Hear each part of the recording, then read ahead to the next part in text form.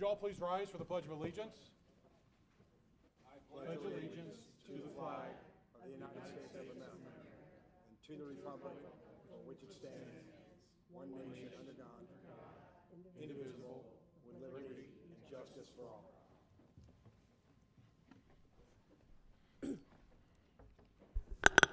Good evening, everybody. Welcome to the December 18th Fisher City Council meeting. We have no announcements. We have no proclamations, no presentations. The Health Department report was attached.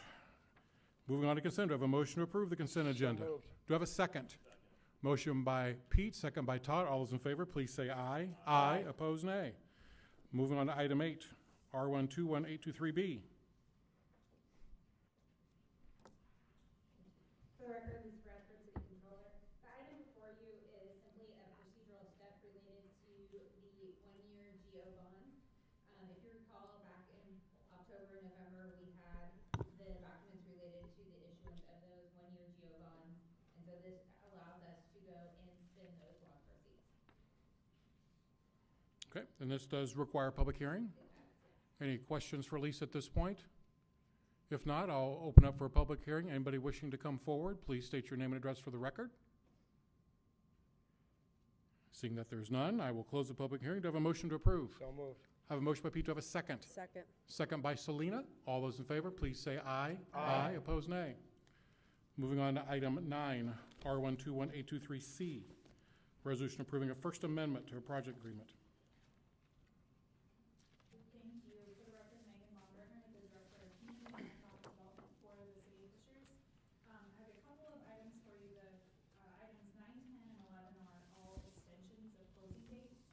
We'll go through each of those, but as you'll recall, within each of our closing date, or within each of our project agreements, there's always an outside closing date. This is when either a land transfer will happen, that construction will begin, and so given you've seen a couple of these extensions come forward already, not with these projects, but with others, current financial market is just making it tougher to start projects right now, and so want to be able to support those companies as they navigate the existing market. So the very first one, item 9, is the On Point Innovation Project, and so that is the 115,000 square foot building in the Fishers Life Science and Innovation Park. And so that is extending their outside closing date to June 1st of 2024. So they've had some really good activity on the building, making sure that we're monitoring the commitments that the bank is requiring them to as well. So requesting an approval of the amendment to extend this outside closing date. Thank you, Megan. Any questions for Megan? Megan? Motion to approve. I have a motion by Pete. Do I have a second? Second. Second by Selena. All those in favor, please say aye. Aye. Opposed, nay. Moving on to item 10. Yes, so the second extension is for District South.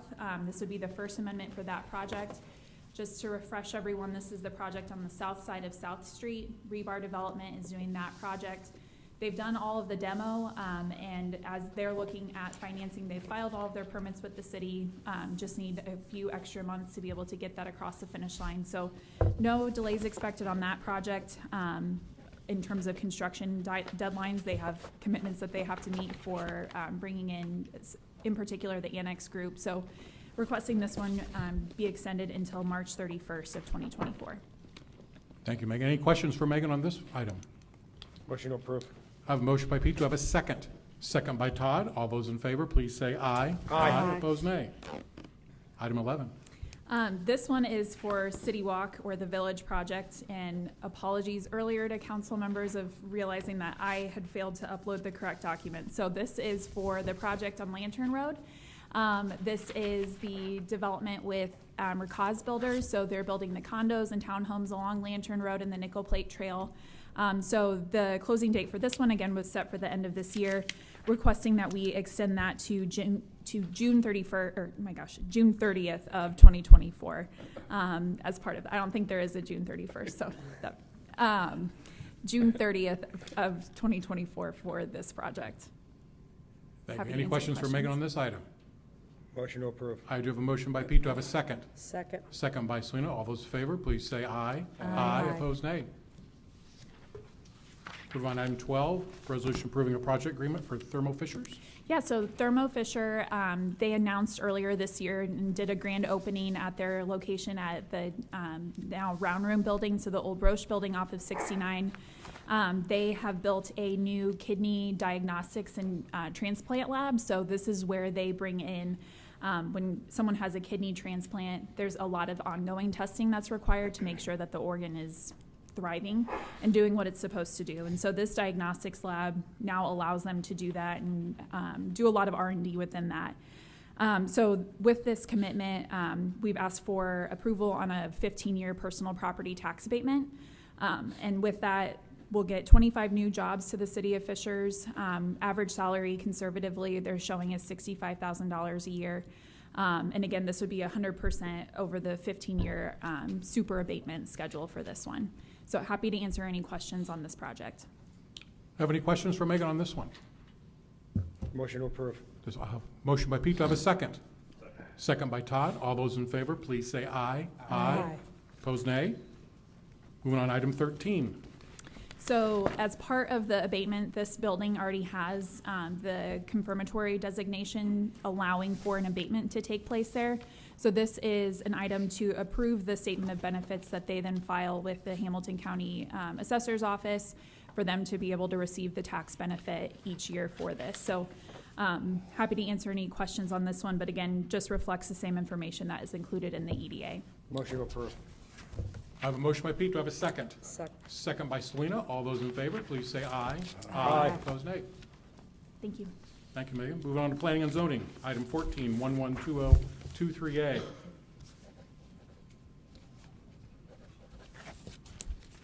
Good evening, Ross. Good evening. For the record, Ross Hillary, Director of Planning and Zoning. Before you is item 14, 11/20/23A. This is the final reading of the rezone request for the Fishers Community Center. This is a request to rezone 25 acres from R2 residential to open space for the construction of the Fishers Community Center. This rezone is in line with other city-owned properties. You last saw the Geis Waterfront Park rezone in March of this year. This did go before Plan Commission in December. Public comments were heard, which has allowed for continued communication with the neighbors. Plan Commission did send a favorable recommendation to council. I'm happy to answer any questions. We also have Jake Reardon-McSully if you have any questions about the update for the community center. Any questions for Ross? Jocelyn, please. Hi, thank you. I heard from at the Plan Commission meeting, there were many residents, nearby neighbors that had concerns. So we know that the community center is in the middle of a residential district and there are some neighbors that are very close. And there were many concerns brought up that you addressed at that meeting, but this is a substantial project. So can you just speak to how those neighbors will continue to be heard? And that's one. And then secondly, like, where does that stand right now? Do we feel like those neighbors have been satisfied in their concerns so far? Yeah, and I'll let Jake speak overall on the whole project, but just as a summary, as soon as the project started going forward, we started meeting with residents, in particular adjacent to this property. Even at that meeting, there were some new residents that found out about the project, so those conversations have started as well. One of the other things that got brought up was traffic. Shorter than Ross, so I'll bring this down here. For the record, Jake Reardon-McSully had reached out to about 600 residents in the immediate area via postcard. We invited them to a virtual town hall, shared a lot of updates, shared a lot of contact information, answered a lot of questions. Since then, we've had quite a few additional conversations, including leadership at Hoosier Road Elementary. We also have talked to several of the immediately adjacent residents that live on the border of the community center project on the east side. I've actually gone out and had, the mayor's had a couple, and Todd have had a couple meetings in the backyard of a couple residents there, as have I, and have regular conversations with them all the time on email, and I think they feel pretty positive about everything. Actually, I'm going out this Thursday to a new contact that I had not made yet that is adjacent to the property. And then Ross connected me from that meeting. There was a connection to a property that wasn't immediately adjacent, but was kind of two away, they brought up a fair point about retaining some existing mature trees.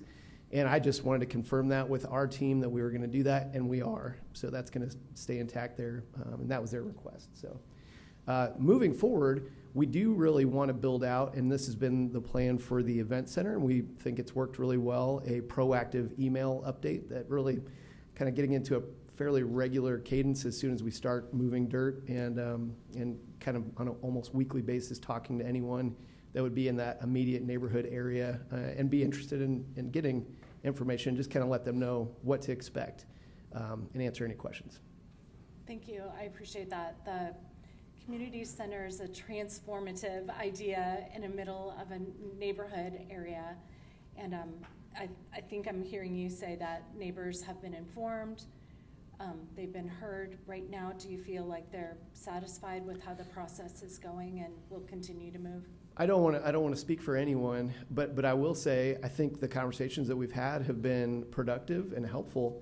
And in fact, so recently, this last 2 weeks, we had some good input about those mature trees on one side of the property, and that was, solidified that we definitely were going to do that. We actually made a significant change to the site plan based on the input from 4 different neighbors on Booth Bay Lane, which is the road immediately to the east of us in Meadowbrook Estates. And because of that adjustment, I think they're going to have a little better experience. They've been really happy with all the adjustments and communication we made to the project. So a lot of positive information. I think there's probably still people that don't know what they don't know. So we're continuing to educate, continuing to try to make contacts and get people all the information they need to be. And even adjustments. And I want to appreciate Jake because there was a plan that we had set. And then after the feedback from those residents, he went back and completely adjusted the layout of, I don't know if it was can you share a little bit about that? Because yeah. I want, not only is it community input of what's going to be contained in there, but the community actually helped you change the project scope. They did, by the community, for the community, right? So, yeah, I thought actually it was really good input. We had a section of the project, if you look at this image, it would be the southeast corner that really would be open land when we open, but eventually down the road we had kind of earmarked that space for a future aquatics amenity of some kind. And after several conversations and discussions and looking at sunsets and fence lines and all those things, we have now pivoted and made a pretty significant adjustment to move that really to be adjacent to the dog park. The dog park will be in the northwest corner. The future aquatic center would be to the east of that. And then where that was, we now have adjusted, and there's like a minimum of 30 feet buffering. We have about 120 foot buffering. We have additional plantings well above what our what we call for, and we now just have kind of a parking lot farther away and an access road, and that's far preferable to for those neighbors to what they were going to have. So, yeah. Thanks, Todd. Make a motion to approve. A motion by Pete. Do I have a second? Second by Todd. All those in favor, please say aye. Aye. Opposed, nay. Move on to item 15. Good evening. For the record, Ross Hillary. Item 15 is 12-18-23, which is the first reading of the Traders Point Fishers Church rezone. This is a request to rezone 5.67 acres from PUD M to R3 residential for the planned future expansion of the Traders Point Church. The property is currently zoned with the adjacent Sandstone Gray Eagle PUD. The place of worship has owned the parcel in question, shown here in red, since 2004 per county records. A concept plan is attached within the ordinance that would limit the rezone to what is presented, which would be a church expansion. This is scheduled before Plan Commission for a public hearing on February 7th and returned back here at Council on February 19th. Charlie Maddox with Crossroad Engineers is here to answer any questions.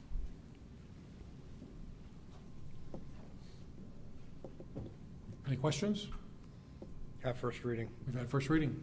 Thank you. Move on to item 16, 121823A.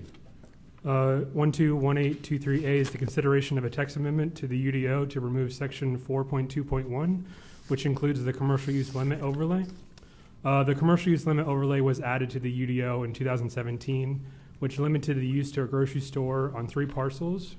For your memory, that was Kroger at 116th and Allisonville, the former Marsh at 116th and Brooks School, and the former Marsh at 96 and Lantern, which has already been redeveloped. At this time, the overlay remains on the 2 parcels shown here.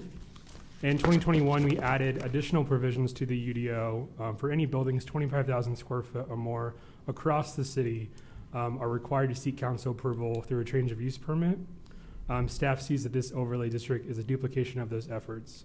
Both properties that you're seeing here are over 50,000 square foot. A public hearing is planned to go before Planning Commission on January 10th and return to council on January 16th. Happy to answer any questions. Any questions for Ross? Have first reading. We've had first reading. Thank you. Moving on to item 17, the Carrington office annexation. Item 17, 12-18-23B, which is the request to approve the voluntary annexation of the Carrington Home Office. This property is located at 10418 Hague Road, a total of 1.4 acres, which is the new headquarters to the Carrington Homes Custom Home Builders. It is located just off of Loma Court. Happy to answer questions on this. Okay, and we do have to have a public hearing for this as well. That is correct. Any questions for Ross before we have our public hearing? If not, I'll open up the public hearing. Anybody wishing to come forward, please state your name and address for the record. Seeing there's none, I will close the public hearing. Have first reading. And we've had first reading. Moving on to item 18. Item 18, 12-18-23C, which is the request to approve the voluntary annexation of the Jai Hanuman Temple. This property is located at 12323 Cynthian Road, which is a total of 1 acre, including the adjacent right-of-way for a place of worship. As a note for council, this property did go before Fall Creek BZA in August of 2023 to seek a special exception to allow for that place of worship. Multiple conditions were placed on that, but are not limited to the condition of the annexation that you're seeing tonight, as well as the limitation of not to use the building past 2027. This is also a public hearing. Happy to answer any questions. Any questions for Ross on this item? Are they gonna dedicate the right-of-way on Cynthian Road with the annexation? Yes, sir. Any other questions for Ross before we open up for a public hearing? If not, at this point, I'll open up for a public hearing. Anybody wishing to come forward, please state your name and address for the record, please.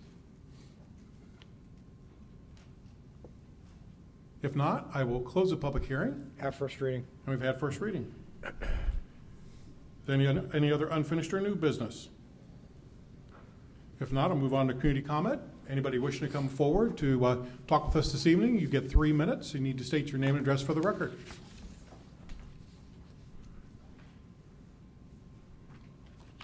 Mike, we know you don't have to state your name and address at all. Well, then I'll just say, I want to talk about private roads. No, just kidding. I really want to wish all of you a Merry Christmas to the council. Had the mayor been here tonight, I'd have wished one to him, but I'll give it to Elliot. And Elliot, you take it back if you would. His staff and the city employees.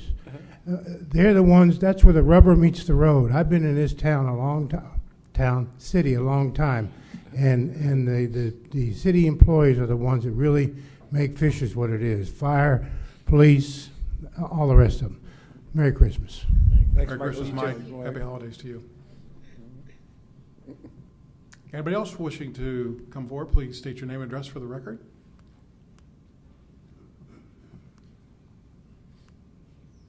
Good evening, Bob. I need to say my name and address.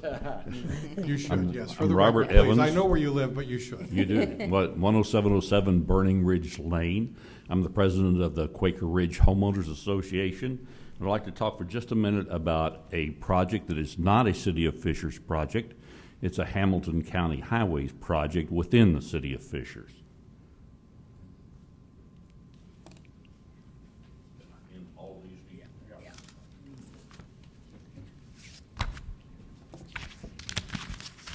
So I'm going to read an email that I sent to Hamilton County Highways. Good afternoon. In my opinion and that of my neighbors, the current design of the pedestrian walkway on the new 106th Street Bridge over Mud Creek shows a disregard for public safety. In the last 4 years, there have been multiple occasions that vehicles traveling at a high rate of speed have veered off 106th Street between Hamilton Pass and Cumberland Road. On 2 occasions, portions of the fence on the north side of the walking path have been damaged. The second time, the portion of the fence damaged is more than 50 feet from the street. On other occasions, vehicles have crossed the walking path but not reached the fence. We've been fortunate that no one has yet been killed or injured during one of these incidents. I've already requested a pedestrian safety barrier similar to the one on Brooks School Road along this portion of 106th Street. The City of Fishers has made walkability a priority, going so far as to build a tunnel under 106th Street for the Nickel Plate Trail. However, the current pedestrian walkway design along the new bridge makes this portion of the 106th Street walking trail even more dangerous.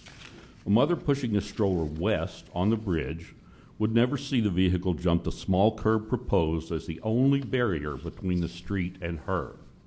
While we would prefer to see the 2 aesthetically pleasing walking bridges over Mud Creek remain or be replaced with a similar design like the one over Mud Creek in Cumberland Park, we understand that may not be possible with the widening of the Mud Creek channel. Nevertheless, an acceptable pedestrian walkway design of a bridge over Mud Creek can be seen 2 miles away where 96th Street passes over Mud Creek. My neighbors and I implore you to reconsider the design of the pedestrian walkway over Mud Creek and not put those of us walking the 106th Street Trail in even more peril. I got a reply from Engineer Lee from Hamilton County that basically said the current design meets current roadway safety standards. Is that what the City of Fishers is all about? Minimally meeting standards? If we look at the Nickel Plate Trail, you could say a pedestrian walk light that lets you cross when it says walk certainly meets safety standards for pedestrians. So why did the City of Fishers build a tunnel under 116th Street? As this walkway is expanded to the east to go to Hoosier Road, when the Cumberland Road project is completed, we'll be able to walk north on Cumberland Road after we walk down 106th Street. So we are seeing that this walkway will be having much more pedestrian traffic. If you have influence with Hamilton County, please see what you could do for us. Well, Bob, as you're well aware, I've been working with you on this particular issue for a while, correct? Yes. And MECI has actually reached out to the county with respect to this project, I think, which we've shared with you as well. Yes. So we're gonna be working with them on this project, and certainly public safety and walkability are both need to be hand in hand, and we'll be working with them to hopefully make sure there's a good outcome here. So we're on it, and you know I'm on it. Yes, appreciate it, John. And Thank you. just to also bring this up, just so you're aware, Bob, this obviously is part of county projects, and county Yes. went after, some safety and some Fed money, right? Well, the minute you bring the federal government into play, there's all the standards have to be met, and there's a letting process, and it's a big undertaking for what's going on. So they probably don't want to slow things up for a redesign. So I appreciate you working with Mark and those guys, but my opinion, it's probably going to get built that way, and you're probably going to have to go in there and do some improvements after the fact. My gut tells me I'm right? And my gut's usually right when it talks about Fed dollars, because I happen to work for one of those engineering companies who designs things like this. So redesign could be very minimal. They've already got a bridge over 96th Street. You say that, but the minute you redesign a federal project, they have a lot to say about it, Bob. Trust me. So, just FYI. All right, But thank they'll you. work with them. I Yeah. understand what you're saying. Yeah, MECI will be working with them on that. Anybody else wish to come forward, please? Good evening. Good evening. Probably haven't been in front of this council in a few years, but my name is Dennis Byrne. I live at 11784 Langham Crescent Court. I've been a homeowner here in Fishers since 1992, so I've seen a few things happen around here. I grew up in this area in the 60s and the 70s, and after a few years out in California, I returned back to Hamilton County. Anyway, I'm here to talk about the development of the White River Park and where that's going. Specifically, as far as development, what's going to be in there. I'm a disc golf course designer. I'm the leading disc golf course designer in the state. I have over 33 disc golf courses around the state, including the one over at Hazel Landing Park in Carmel. I'm sure a few of you are familiar with that. And I can remember when Hazel Landing, if I drove down there and saw another car in the parking lot, it was a busy day. And now they've had to enlarge the parking lot 2 times since that original development, in large part because of the disc golf course in that park. That disc golf course is recognized by UDisc, which is the leading disc golf app in the world, as the most popular, i.e. the most played disc golf course in the state of Indiana. With over 220 different courses, more people play that one than any other course. It's been used for national championship disc golf competition. It's a very highly rated course and a great property. I've also been walking the property where White River Park is, the proposed site, since about 1992. Probably know that one pretty well. Found a few poachers out there, a few homeless guys camping, a lot of things going on out there. So I understand the desire to develop that. Now I understand that we're going to have a bridge to connect those 2 parks together. And I really, really would like to see a disc golf course in the White River Park development. If Hazel Landing is the most popular course in the state, I can tell you right now that the property over at White River is a better property than that.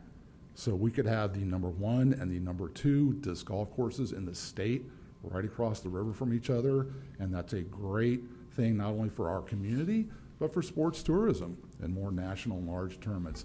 And you guys may have seen a few disc golf courses or disc golf on ESPN Sports Center, things like that. It's a little bit different than it was 30 years ago. So it's definitely a growing concern. There's actually guys that make millions of dollars now playing disc golf, blows my mind. But I really want to highly encourage the council and anybody that might be listening that would be a wonderful addition to our city. Thank you. Thank you very much. Sir, I want to make sure you get connected with both Jake and Marissa after this meeting, if you could. That'd be great. Thank you. Anyone else wishing to come forward?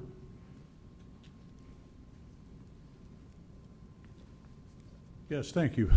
Good evening. My name's Abe Wondergem. I live in Britton Falls at 16331 Loire Valley Drive, and I'll be very short this evening. I just wanted to give you an update. I wanted to thank the council also. Last year it was a momentous thing to have Station 397 put on 136th Street. It has changed a lot out in the northeast area with Britton Falls. And we've become very good friends with the crew and the captain down there. And the only thing I guess that came out bad of it is we got all these grandmas in Britton Falls that are baking all these cookies and brownies and stuff and taking them over to the firehouse. And the chief is kind of getting on Armin and I about, the fact that, these guys, well, I said, well, that's what you built the gym for, so please be quiet, But again, thank you. It was a lifesaver. It means a lot, especially to the community of Britton Falls, to have that facility so close by. Since we're about a quarter of the calls that are done there, it was a wise move. In talking with the captain out there, I saw him at Kroger shopping the other day, putting the good food in the shopping cart. The thing of it is we're averaging around 130 to 150 calls per month out there. That's a lot. That really benefited it. That was the first thing I want to talk about. So again, thank you, and Elliot, please tell the mayor we appreciate his support on this also. The second thing is for the 3 outgoing counselors. I wanted to thank you for your service. There have been times where it's been controversial. There's been times where it's been rough. But all 3 of you, in the 4 years that I sat here in this council, while that firehouse was being debated and put together, you were not afraid to ask questions. You were not afraid to look at other things, and not just with the firehouse, but with many, many different items that came up in front of the council. That takes courage and it takes determination, and I think it's to be commended. And for the new council coming in, Those of you that are retaining and those of you that are joining, the fact of it is it's going to get tougher as we go along. The more people that come into Fishers, the more crowded it's going to be. I love bumper-to-bumper traffic at 70 miles an hour on 116th. And it's not Chief Ed's fault. You look at the police logs, his guys are out there. 15, 18, 20, 25 traffic stops a day. And the people that live here just continue to ignore it. You know, maybe that's something you might want to look at. But what really shocked me basically was this. Last Friday's edition of the Indianapolis Star, Fisher's brothers head to prison. There were two brothers that got together, and they are convicted of trying to sell, manufacturing and selling machine guns to ISIS. Yes, we are an innocent community, without question. And I have every confidence in Chief Gebhardt and his department to protect us. But the thing of it is going to get tougher. So when someone wants to look at things in a different manner or a different way, please be open to that. Because you may learn something, you know. My sales career, I became a top salesman for the company I worked for Frito-Lay. I was miserable my first 6 months, almost fired. And the thing of it is they sent a special guy out with me, and we went around a 5-state territory, and he would not talk business that night at cocktails or whatever. Wouldn't talk business at all. Took him back to headquarters, dropped him off in his car. He opened the door, he turned around, he looked at me, and he says, you know, you're going to be one hell of a salesman if you do one thing. And I said, what's that? He said, use your ears first and your mouth second. I did that, and I rose to almost the top of the area. So again, thank you again for your work this year.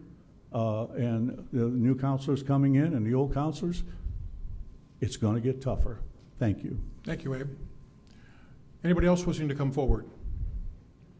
At this point, just wanted to wish our three outgoing counselors all the best, and thank you for your contributions. And I know one counselor wanted to say a few words, and I don't know if you other two want to say a few words as well. Yeah, I state do. your I name and wanna address say for the something. record. You got 3 minutes. Yeah, no, I just, one second. I just want to congratulate the new counselors coming in. I see Tiffany is here. I don't know if John or Bill Stewart is in, but I think the next 4 years, we're going to have another good council for the next 4 years. And just wanted to congratulate the new counselors. Thank you, David. Okay. Thank you. Thanks, John. This is my final city council meeting, so I wanted to say thank you to the citizens who invited me to serve you and for giving me the privilege to be your voice.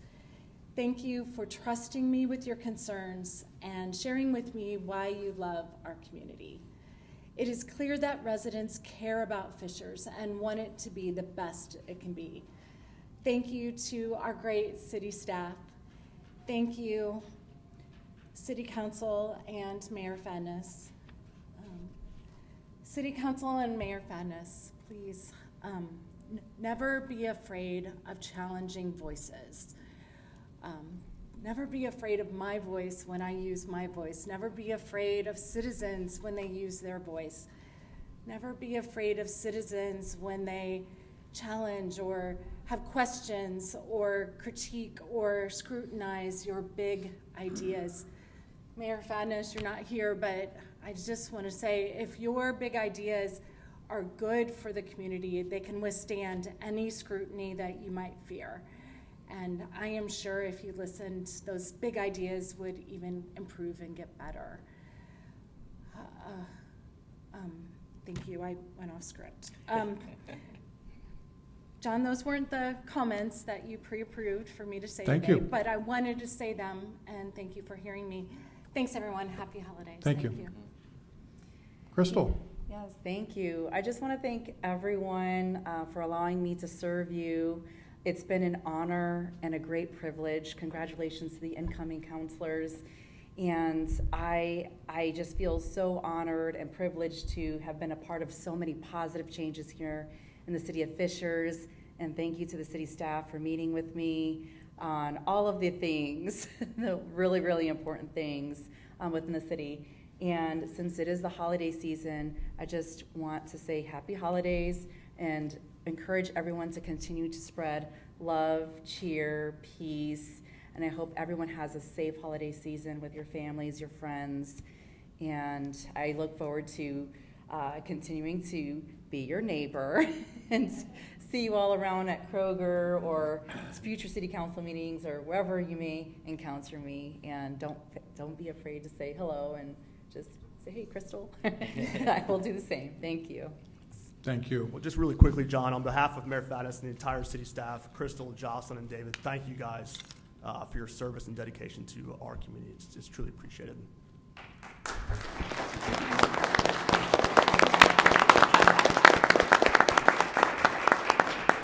On behalf of the council, on behalf of the city, I wish you the safest and healthiest, happy holidays, Merry Christmas, and I just want to entertain a motion to adjourn. Motion to adjourn. Have a motion, I have a second. Second, all those in favor, please say aye. Aye. Happy holidays, everyone.